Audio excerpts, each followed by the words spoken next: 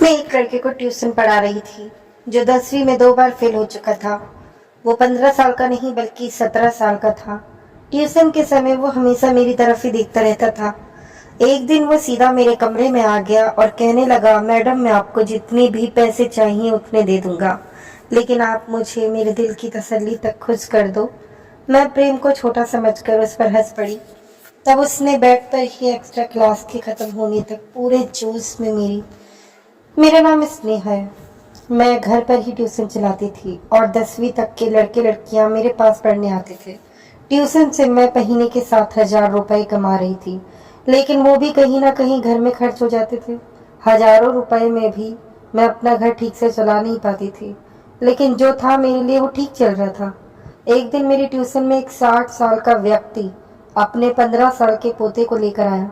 वो व्यक्ति बड़ी महंगी गाड़ी में मेरे घर आया था और उसकी जीवन शैली भी बिल्कुल अमीर लोगों की तरह थी। उस व्यक्ति की ये शान देखकर मेरी आंखें चमक गई। मैंने उनसे उनका परिचय पूछा तो वो बोले, मैं सुधाकर हूँ और मैं अपने पोते को आपके पास ट्यूशन के लिए लाया हूँ।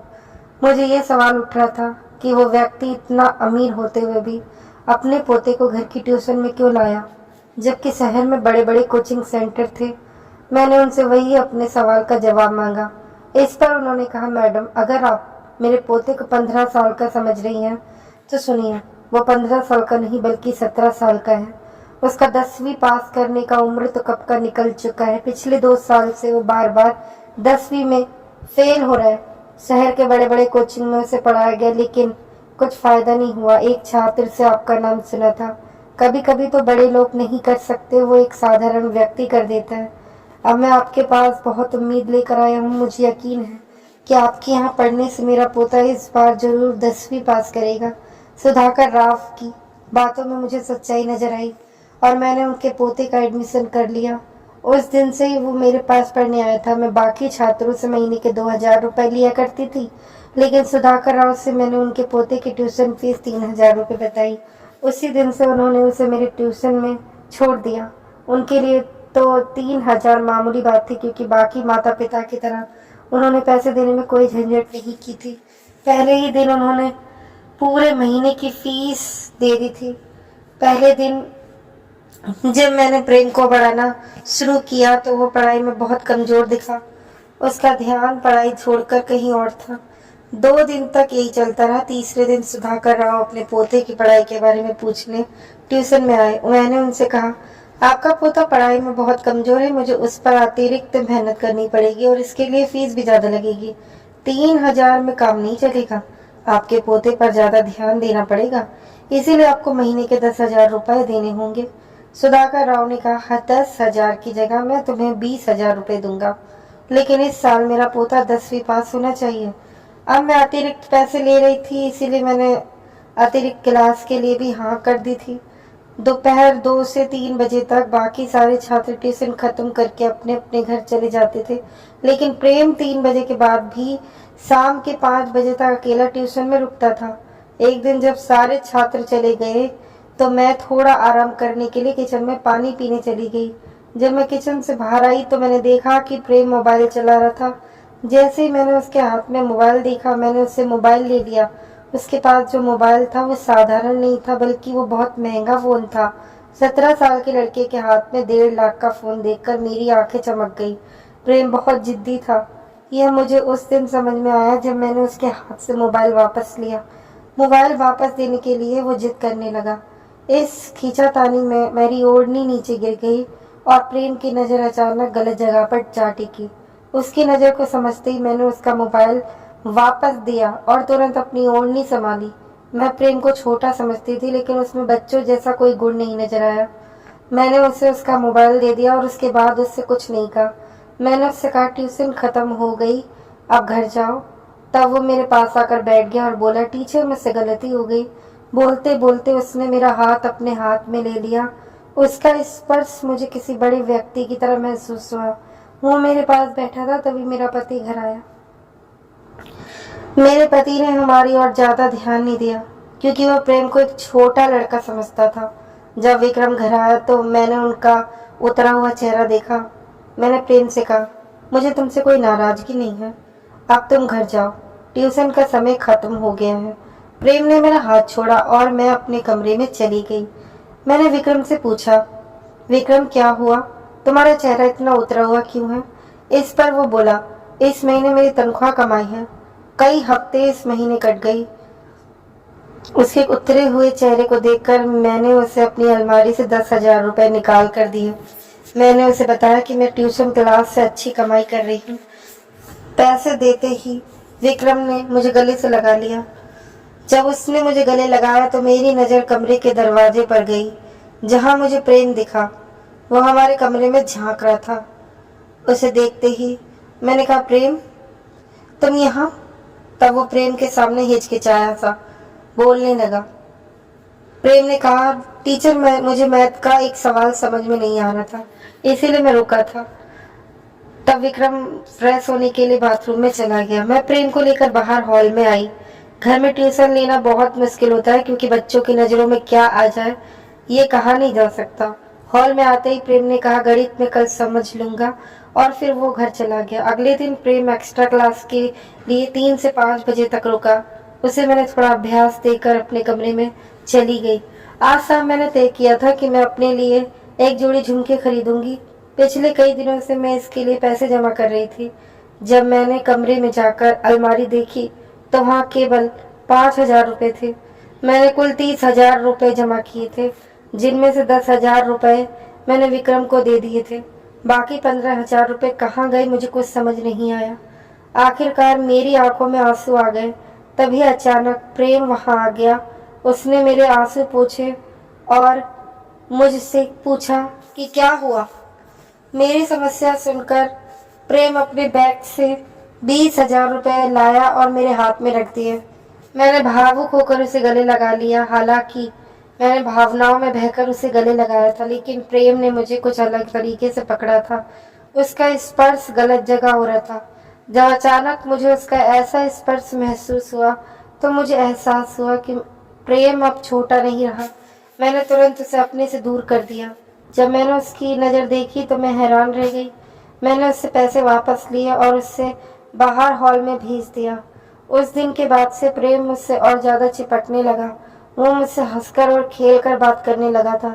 ऐसे ही दिन बीतते गए। कुछ दिन बाद जब मुझे फिर से पैसों की ज़रूरत पड़ी, प्रेम की नज़र फिर से फिसल गई। वो मुझे ऐसी जगह घूर रहा था कि मुझे अपने दुपट्टे का भी ध्यान नहीं रहा। मेरी नज़र प्रेम पर थी, वो पुरुष जो स्त्री के नखरे उठाता है और उसे खुश रखता है। उसी के साथ समय बिताने की स्त्री की इच्छा होती है। पिछले कुछ दिनों से मैंने अपने पति को खुद से दूर रखा था, क्योंकि वह मेरी ज़रूरतें पूरी नहीं कर पा रहा था। इसीलिए उसे मेरे साथ समय बिताने का भी हक नहीं था। जब मैंने अपना दुपट्टा ठीक करना शुरू किया तो प्रेम ने अपना एटीएम कार्ड दे दिया। उसका इरादा यही था कि मैं अपना दुपट्टा ठीक ना करूं। मेरी सुंदरता देखकर वो मेरी मदद कर रहा था, यह मुझे समझ में आ गया था। धीरे धीरे मैंने उसे अपने प्रेम के जाल में फंसाना शुरू कर दिया। अब उसका ध्यान पढ़ाई से हटकर मुझ पर ज्यादा था। मुझे भी उसका ध्यान अपनी ओर से हटाने नहीं देना था। एक दिन शाम को प्रेम के दादाजी उसे लेने के लिए आए थे।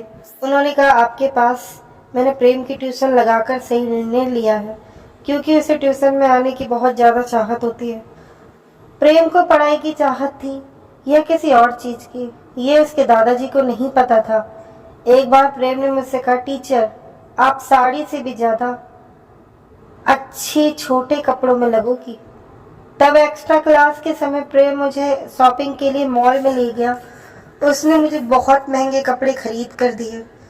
मैंने उससे कहा, तुम इतना पैसा खर्च कर रहे हो, अगर तुम्हारे दादाजी को पता चला तो। इस पर प्रेम ने कहा, अगर दादाजी को पता चला कि मैं इतना पैसा खर्च कर रहा हूँ तो भी वह मुझे कुछ नहीं कहेंगे, क्योंकि मेरे खर्च के लिए वह खुद पैसे मेरे अकाउंट में डालते हैं। दादाजी मुझे 50,000 रुपये पॉकेट मनी देते हैं और पिछले कई सालों से मेरे अकाउंट में काफ़ी पैसे जमा तो हो चुके हैं।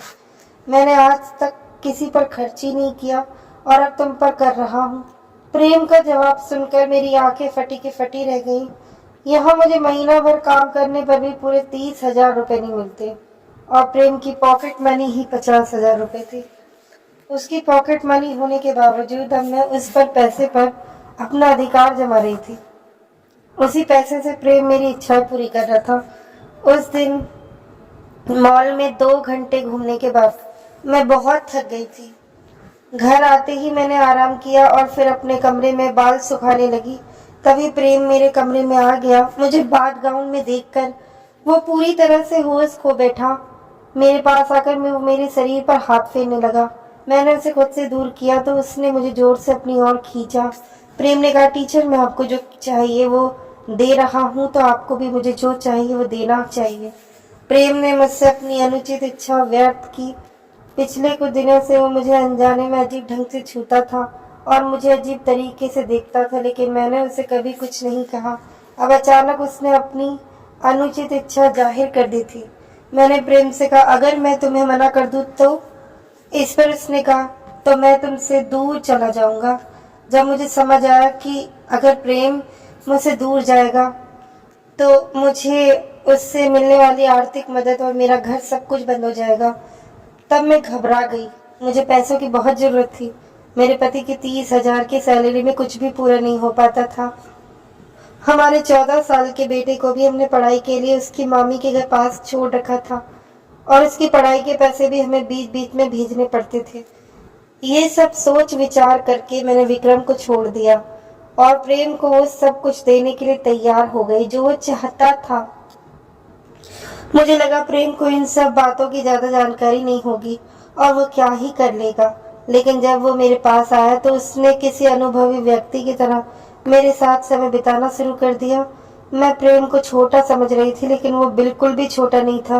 अब वो हर रोज एक्स्ट्रा क्लासेस के समय मेरे साथ समय बिताने लगा था।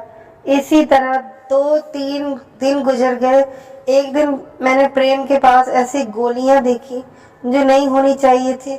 मैंने उससे पूछा कि उसने ये ताकत बढ़ाने वाली गोलियां कहाँ से लाई, तो उसने कहा, पैसा फेंको तो सब कुछ मिलता है, जैसे तुम मुझे मिली हो। प्रेम के ये शब्द सुनने में अजीब लगे, लेकिन मुझे पैसों की जरूरत थी, इसीलिए मैंने उसकी बातों पर ध्यान नहीं दिया।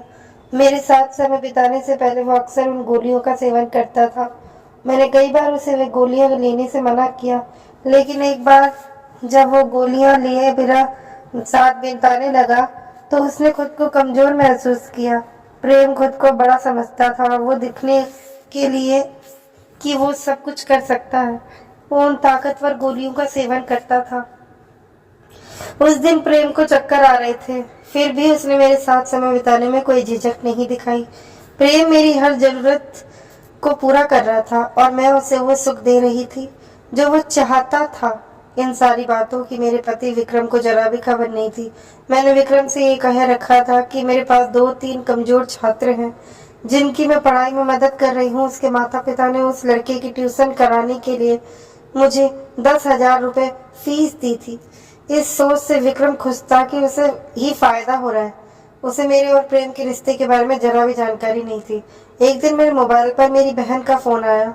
अनीता ने मुझे फोन पर जो कुछ भी बताया उसे सुनकर तो जैसे मेरे पैरों तले से जमीन खिसक गई। जब उसका फोन आया तब मैं प्रेम के साथ अपने कमरे में थी। प्रेम को चक्कर आ रहे थे और वो मेरे बिस्तर पर पड़ा हुआ था। मेरी बहन की बात सुनते ही मैंने प्रेम को खुद से अलग किया। अनीता ने कहा, स्नेहा अपने बेटे को अभी के भी यहाँ से ले जाओ। तुम्हारी परिस्थिति को ध्यान में रखकर मैं उसे पढ़ा रही थी, लेकिन उसने ऐसा काम किया है जिससे मेरी इज्जत पर दाग लग गया है। सिद्धार्थ जहाँ ट्यूशन पढ़ने जाता था वहाँ उसने अपनी ट्यूशन टीचर पर बुरी नजर डाली थी, इसीलिए मेरी बहन उसे घर छोड़ने जा रही थी। मेरे बेटे की हरकत सुनकर मुझे समझ नहीं आ रहा था कि मैं उसे किस मुंह से बोलूं, क्योंकि मैं खुद एक टीचर होने के बावजूद कुछ पैसों के लिए एक 17 साल के लड़के की अनुचित मांगी पूरी कर रही थी। उस दिन मुझे समझ आया कि अगर मैंने समय रहते प्रेम को उन सारी बातों के लिए मना कर दिया होता और उसे बिना वजह अपने प्रेम के जाल में न फंसाया होता तो आज मेरे बेटे ने ऐसा कुछ नहीं किया होता। सिद्धार्थ ने जो किया वो मेरी ही गलतियों का परिणाम था। मुझे मेरी गलती का एहसास कराने के लिए ही शायद यह सब हुआ। उस दिन मैंने प्रेम द्वारा दिए गए सारे गिफ्ट और पैसे उसे वापस कर दिए और उसे मेरी ट्यूशन में आने से सख्त मना कर दिया।